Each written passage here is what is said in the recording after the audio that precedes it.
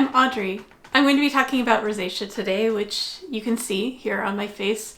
I am not wearing makeup just so that I can better highlight the symptoms and experiences that I have with it.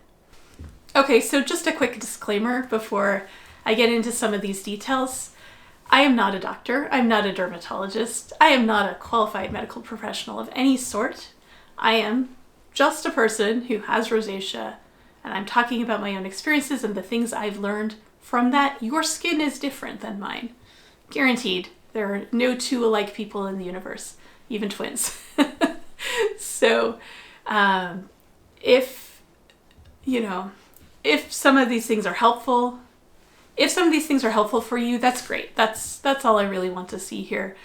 If there are things that aren't helpful, don't work, ignore them. If there are things that don't make sense, talk to a dermatologist. If you are already trying things, you're not seeing it help, not seeing it work, maybe I can give you more insight into that.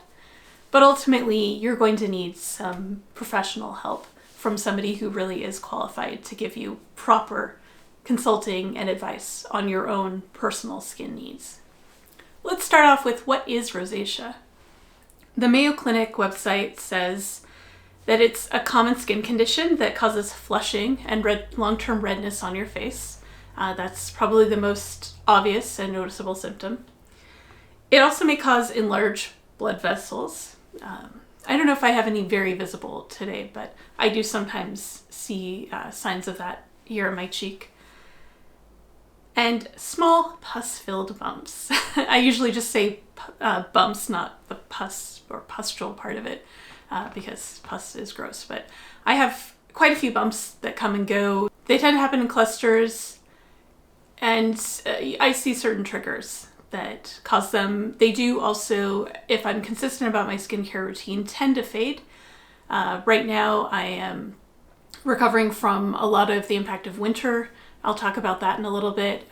And so as a result, things are looking a little bit worse than average today, but based on what I've seen over the past couple of months and my history with it, this is actually improving in the right direction.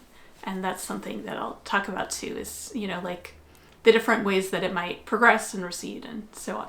Another really important thing to note is that rosacea, especially when you have bumps, is often confused with acne, and your doctor may not be even that familiar with it, and so people do get misdiagnosed.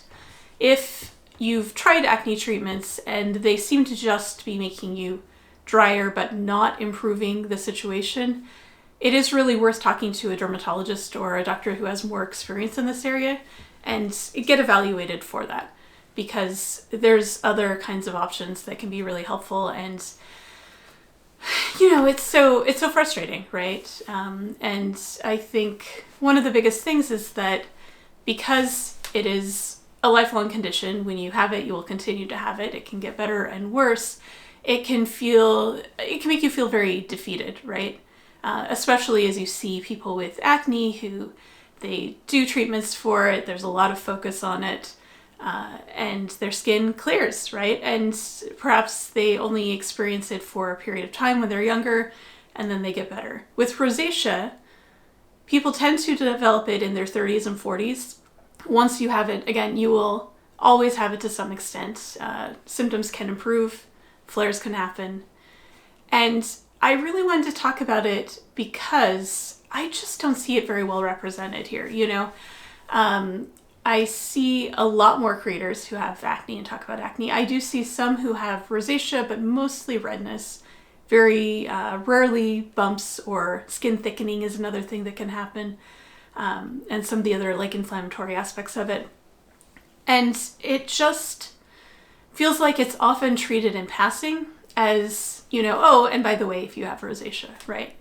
And if you have it, this is a central skin concern. This is something that is going to be probably a big priority for you to figure out how to be more comfortable, whether or not you mind the redness or the other appearances of your face. My face gets very itchy if I don't keep up with my skin treatments. And so at least, I want you to know enough that you can understand the discomfort, physical discomfort, or, maybe mental and emotional discomfort that it brings for you, and understand what things you might be able to do and what things are, just going to be part of the package. So today, I'm talking about some of those tips and things that I've picked up along the way, from really when I was in my early 30s, and I always had redness. I always had flushing. When I hit puberty, when I hit puberty, I really had that thing of like just constant flushing. If I was a little bit embarrassed, a little bit emotional about things. And so it felt like I was wearing a mood ring on my face, right? It was really frustrating. And I still get some of that, but not as severely, What I do have, though, is the prolonged redness that doesn't entirely fade. I have certain areas where bumps tend to show up and be hardest to deal with, especially here along my lip. And you'll see people talk about perioral dermatitis, and that's really a variant of this. They might not have the other kinds of rosacea symptoms. And it is possible to have rosacea with less redness, more bumps, or, more redness, less bumps, right? They don't necessarily happen all the same way together. So for me, going into my 30s, I noticed that my skin, which had been dry, was getting drier. I started to have what felt like more seasonal problems. So in the winter, I would have more dryness and peeling, started to have some of these bumps appear. And for a while, it was in this sort of cyclical fashion, where in the summer, my skin would be doing better, more moisture in the air, right? So more hydration and all of those kinds of things, less irritation. And then in winter, I would get drier, my skin would get chapped all over. I also have eczema. And so I would have just this cycle, right? Where it would get almost back to normal and then worse, and back and forth over the course of a year, maybe a couple times back and forth over the course of the year. And then in my mid-late 30s, I had a lot more bumps appear, and they stayed. They didn't just go away in the summer. They didn't just go away in warmer weather or with more moisturizer or any of those kinds of things. Instead, they just seemed to come and go on their own, and they, not just having them here where they appear and they're a little bit below the skin like this, they were sitting there and drying out, like actually forming a dry crust. And sorry, this is kind of a gross part, but there was a period of months where it was so dry and so itchy that I just started skin picking. Like, I couldn't help myself because those dry bumps would like pop off with a fingernail, and it was sort of satisfying. It scratched the itch, but I didn't feel like it was helping, obviously. And I started to worry about, could I have scarring? Could I have like other kinds of things that happen as a result? And finally, I went and I looked up skin conditions, and I looked up rosacea, and I started to read about kinds of treatments that can work for it, and started to get a better understanding of what was actually happening with my skin beyond just feeling like I just had this skin thing that nobody else seemed to have like this, because again, if you have friends who have acne, it tends to improve or just become like a hormonal cycle or things like that as they get into their 30s. And rosacea works the other way, right? So especially to have not just the redness, persistent redness, but also to have those bumps appear, it felt like I didn't know anybody else that was going through the same thing. I didn't know anybody who, or at least not as far as I was aware. Maybe I don't look closely enough at my friends' faces. I don't know. But I didn't feel like I knew what to do next. And it was just really starting to read about rosacea, starting to watch what videos I could find about rosacea that seemed to be well researched or backed by, current medical information. I started to get a better understanding of what was happening with my skin so that I could do something about it beyond just hoping, right? Hoping that next summer it was going to clear, because that is really where I was at that point. So the first lesson in all of this is that improvement is possible. Even if you are at what feels like the worst point, where you are just always red, always flushing, always having significant bumps that are protruding. Maybe they're really hard to cover with makeup if you wear makeup. Even if you're at that point, improvement is possible. You can do things to address the itching, the irritation, the inflammation, the redness, to reduce the appearance of bumps. I am crossing my fingers right now that a lot of what I'm seeing is just purging as I get into a more active skincare routine and allow the damage that happens. I don't know if damage is quite the right term, but the impacts that happen over the winter, allow those to heal. So I am, like I said, crossing my fingers that in a couple of months I'm going to look at this and see it a lot smoother, a lot more even. But I don't know for sure. I just know that this isn't as bad as it was. And because I am taking steps to care for my skin better, because I have become more educated about rosacea, I am able to at least see improvement. And that's going to be true for you too. Like whatever state your rosacea is in, improvement is possible. I want you to really be able to feel that, because again, it can feel really isolating. It can feel really hopeless. You may have talked to a doctor who didn't understand what was going on. And so I just want you to have the information that will help you be able to start finding your own comfort, finding your own options, and making progress so that you also can say, hey, I think in 3 months I'm going to see something that feels a lot better. When you look at materials, articles, videos, etc. that talk about rosacea, one of the things that they always mention is to know your triggers, to know what sorts of things are going to make your rosacea worse, going to cause flares. And there's so many different things for different people, but I can give you one for free, which is that UV is the most common trigger in research for people with rosacea. The thing that is going to most likely cause redness is UV exposure. So if you're going to do anything as a result of this, start wearing sunscreen.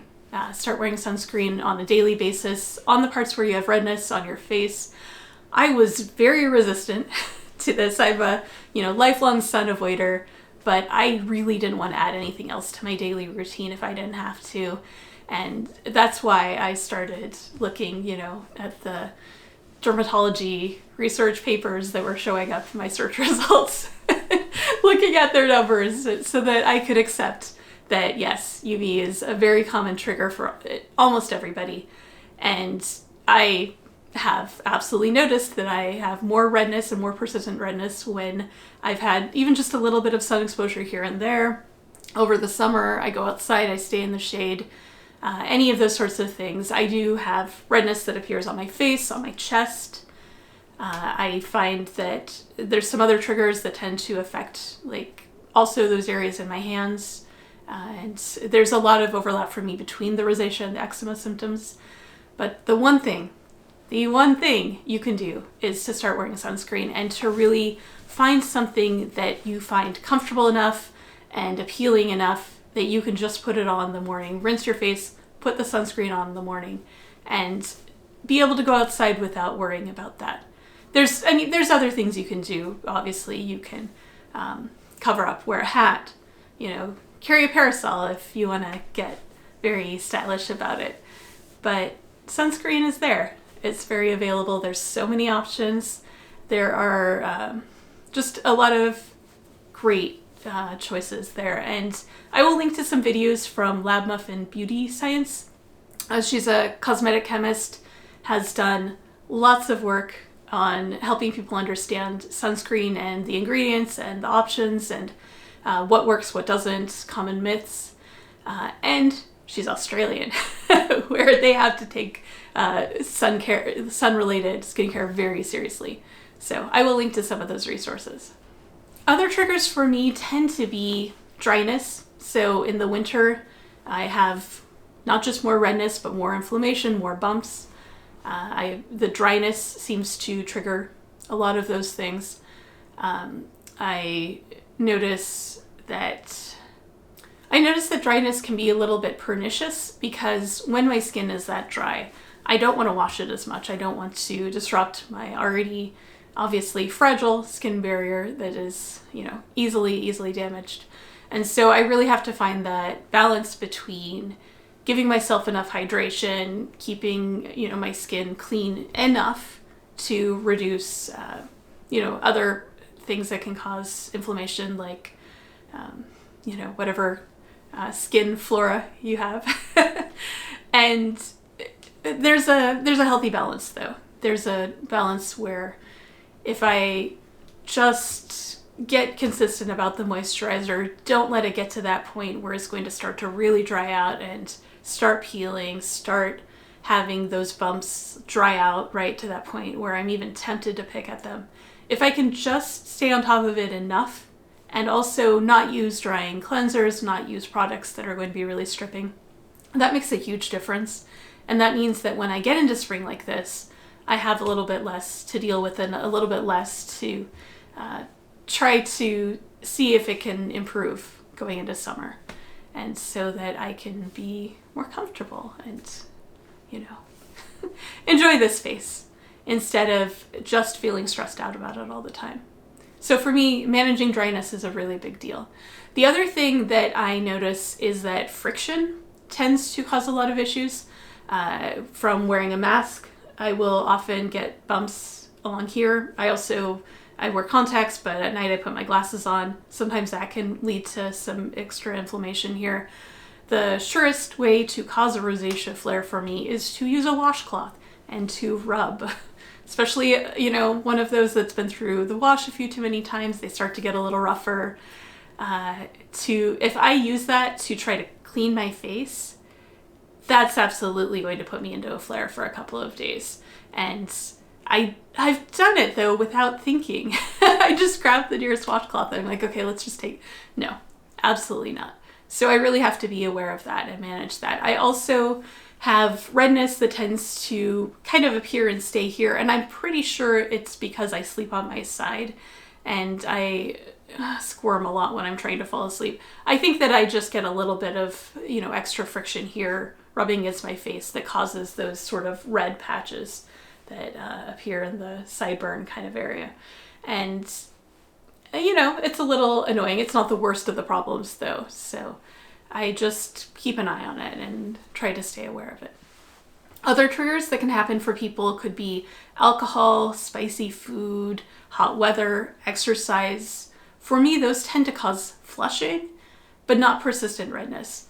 And that's something, again, that's going to vary from person to person. You might find that, if you take a really hot bath, you're going to be noticing it in your skin for days. You're just going to have to start keeping notes, paying attention, asking questions, right, about what you're seeing and what's happening there, what might be going on. And over time, as you get better at managing your rosacea, you'll have a better catalog of what those things are. For me, of that category, I find hot weather and exercise, they cause flushing. But again, I don't notice that like multi-day sort of flare. Spicy food is the only one that I have to be careful about because it's kind of a grab bag. Sometimes it's fine, and sometimes my skin just says nope. So I like spicier food than my body does, and that's just an unfortunate thing to live with. So you'll find out what those things are for you. On the topic of flares, they're going to happen. You'll do everything that you possibly can to manage it, or everything that you feel physically, emotionally, energy-wise capable of doing, right? You'll get to a point where you're doing as much as you can. And flares will probably still happen because there are things outside your control. The weather, for example. There might be a extra cold, dry stretch that happens earlier in fall than you're used to, and you haven't even stepped up your winter skincare, and that could trigger a flare. Maybe you start reacting to a food that you never reacted to. It can be so hard to know for sure. And you have to make a you have to be accepting of it. You have to have a plan, that you can fall back on and start to figure out your sort of your rescue kit. What are the things that you do during a flare that really make you more comfortable? For me, I might use an oatmeal mask to cut down on itching. I will stop using any active ingredients that I'm using. I'll just get back to very simple, like rinse and moisturize kind of routines so that I can give my skin as much of a head start at healing before I step into some of the other things in my skincare routine. And I am going to be doing more full skincare routine videos, so please subscribe if you want to see that. I think it'll be really interesting for people who have this combination of rosacea, eczema, and other dry skin issues. You'll probably find trade-offs in that. There are days that you might feel like doing the most. There are days where it's just going to be, if you have anything that impinges on your energy level, there are going to be days where it's really hard to muster the full routine.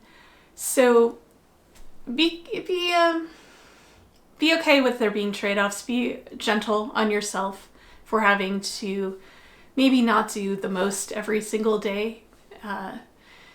It's okay. It's just part of managing a chronic condition. It's just part of having something like this where there's going to be things that are within your capacity and things that aren't, and you'll live with it. I mean, I hope you, I want to offer you the grace to live with it and to find some comfort in knowing that you're doing the things that you can when you can, as much as you can. And the rest is out of your control, and that's okay. It really is. It never really feels like it, but most people actually don't care about what your skin looks like nearly as much as we do. Those of us looking at our own faces. So just understand that the trade-offs are there, and they're going to be there for anybody, regardless of how much your rosacea is in a flare or not, how far it's developed, whether you're doing all that you can or not. Those trade-offs exist, and it's okay. It's really important to remember consistency. The thing that will give you the most improvement over time is just to have a basic routine that you can stick with every single day. Your morning, maybe a moisturizing sunblock, and then an evening heavier moisturizer, or some combination of things like that. The consistency is what's going to give you the most progress over trying to do everything at once, create a really unsustainable amount of work for yourself. That isn't going to give you overnight success because that doesn't exist, really. For the most part, this is a condition that you will be managing over time, and so everything you can do to make it possible to have a consistent, stable routine is going to give you the most in the long term. And there's one more caution that I want to give you, which is that if you've looked at some blog posts, or the Mayo Clinic website has some good basic information about this, you're doing the safe basic things and you're not seeing any change, and it's in fact getting worse, you really want to talk to a doctor, especially if you're noticing anything around your eye area, because ocular rosacea is possible. It's very serious. It can have serious impacts on your eyes. And so you absolutely need some medical help at that point to manage it, get it under control, make sure that it doesn't make anything else worse. So yeah, I just want to wrap up by saying it's a thing. It's a thing. It's really stressful. It does absolutely feel like it impacts how you put yourself out in the world and how people see you.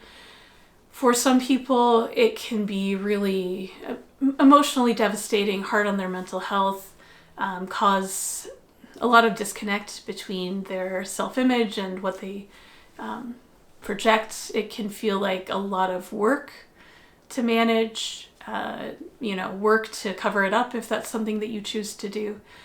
And I just want you to know that you're not alone in this. There are a lot of people who have rosacea. It's very common in, some it's actually a pretty common problem for some groups. And so regardless of where you are in terms of your journey and trying to learn how to deal with it, the progression of your rosacea, anywhere from just some persistent redness into these kinds of other impacts, I want you to know that other people are out there dealing with it too. And like I said earlier, improvement is possible. Wherever you are right now, there is something that can get better, that you can do, your part toward, and give it time. Give it time to see how your skin changes, because it will change. Whether you do something or not, it will change. But I really believe it's possible for it to change for the better, and that it's worth giving ourselves it's worth having some hope and giving ourselves the grace to accept it and do what we can. That's all you can ask for, really. If you have questions about things that I didn't cover in this video, things that didn't quite make sense to you, resources that you're trying to look for, leave a comment, please. If I have information, if I can find information, I'll let you know. And I will link to some other resources that I've found helpful, especially, like I said, on the sunscreen stuff, because there is so much misinformation out there. And yeah, I hope if this was useful, I hope you'll stick around. I will be talking more about my skincare routine. I'll be talking more about the things that I do to manage rosacea in the day-to-day, and when I choose to wear makeup, to the ways that I manage it, what my personal comfort is around what I cover, what I don't cover. All of those kinds of things are going to be in future videos, and I would love to see you here. Finally, give this video a like, give it a thumbs up if it was helpful, because that's going to help other people who have similar issues find the video, find what help that they can from it, and grow the community of people who maybe can have a little bit more acceptance for each other and offer that support. I think that's really important. So thank you for being here. I hope you have a great day.